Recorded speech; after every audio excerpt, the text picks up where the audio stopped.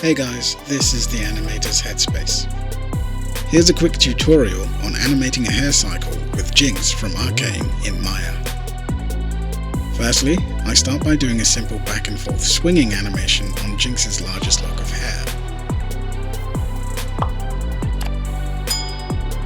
Next, I select the smaller and secondary set of locks and follow the animation I did with the larger lock of hair.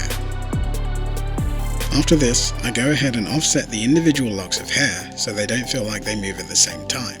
This gives the hair a more natural sense of movement.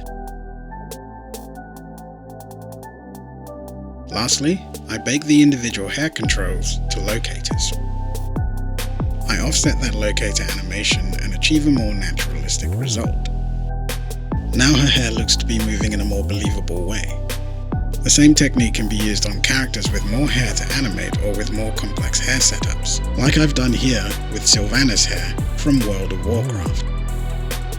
Hope you enjoyed this short video on animating hair in Maya. Be sure to like the video, subscribe to the channel for more.